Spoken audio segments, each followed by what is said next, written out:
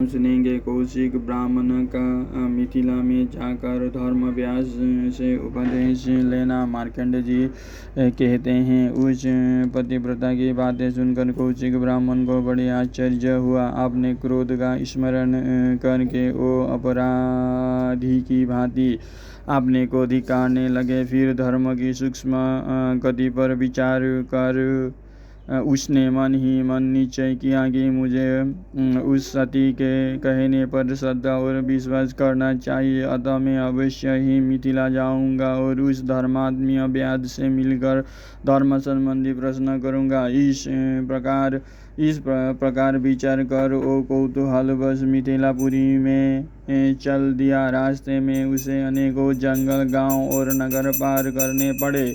जाते जाते वो राजा जनक से सुरक्षित मिथिलापुरी में पहुंच गया। उस नगरी की शोभा बड़ी सुंदर थी। उसमें धर्म का पालन करने वाले मनुष्य का निवास था और अनेकों स्थानों पर यज्ञ तथा धर्म संबंधी महान उत्सव हो रहा था। कौशिक ब्राह्मण उस नगर में पहुंच कर सब और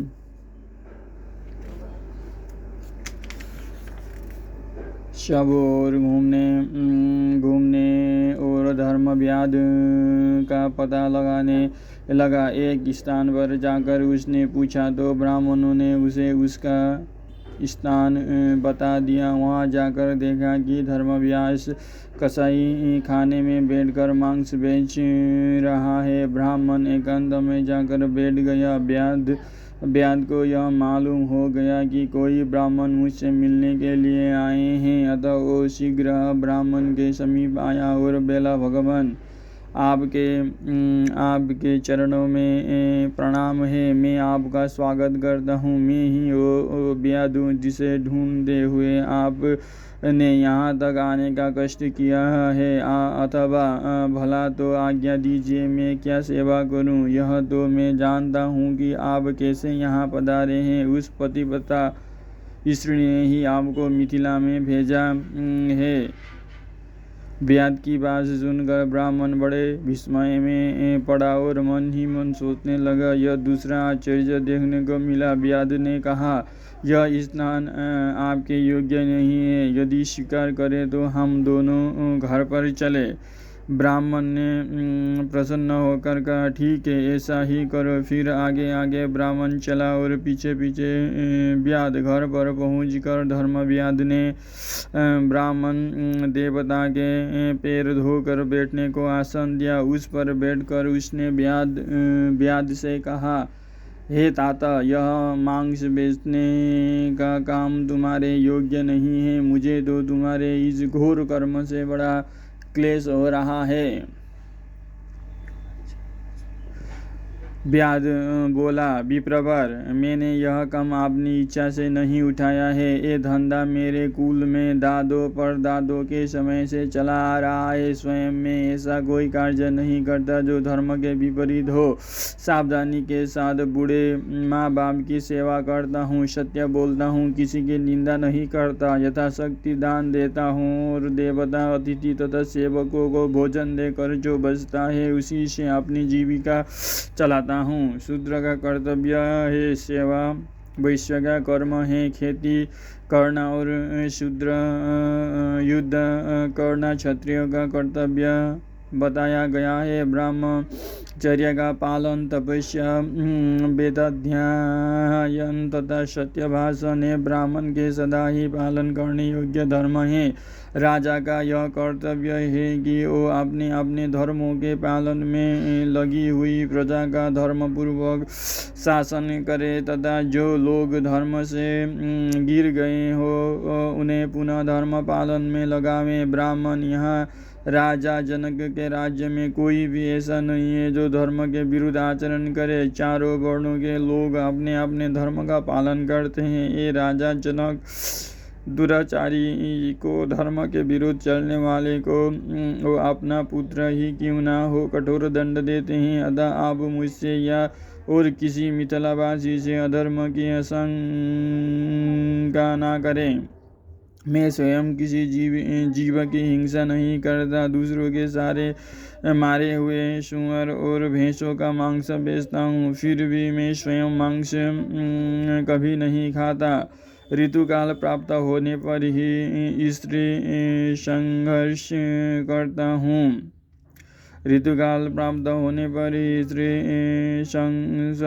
संसर्ग करता हूँ।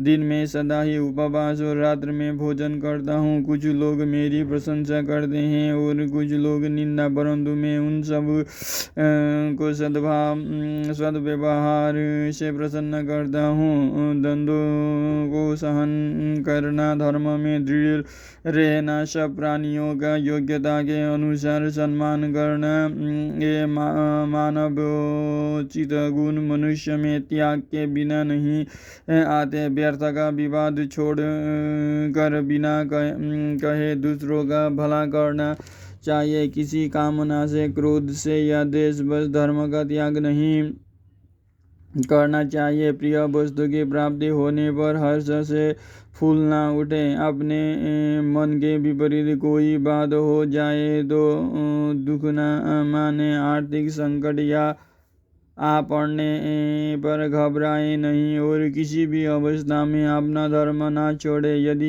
एक बार भूल से धर्म के विपरीत कोई काम हो जाए तो पुनः दोबारा वो काम न करे। जो विचार करने पर अपने और दूसरों के लिए कल्याणकारी प्रतीत हो, उसी काम में अपने को लगाना चाहिए। बुराई करने वाले के प्रति बदले में भी बुराई ना करे। अपनी साधुता कभी ना छोड़े। तो दूसरों की बुराई करना चाहता है वो पापी अपने आप नष्ट हो जाता है। जो पवित्र भाव से रहने वाले धर्मात्म पुरुषों के कर्म को अधर्म बनाकर उनकी हंसी उड़ाते हैं, वे श्रद्धाहीन मनुष्य नाश को प्राप्त होते हैं। पापी मनुष्य धोकनी के समान व्यर्थ फूले रहते हैं। वास्तव में उनमें पुरुषार्थ बिल्कुल नहीं होता। जो मनुष्य पाप कर्म बन जाने पर सच्चे हृदय से पश्चाताप करता है वो उस पाप से छूट जाता है।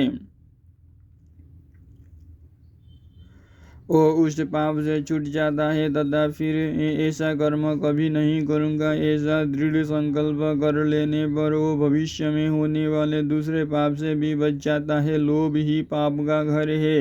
लोभी मनुष्य ही पाप करने का विचार करते हैं। पापी पुरुष ऊपर से धर्म का जाल फैलाते रहते हैं। जैसे तिनकों से ढका हुआ कुआं हो, वैसे ही इनके धर्म की आड़ में पाप रहता है। इनमें इंद्रिय संयम, बाहरी पवित्रता और धर्म संबंधी बातचीत ये सब तो होते हैं, किंतु धर्मात्म पुरुषों का सा शिष्टाचार नहीं होता।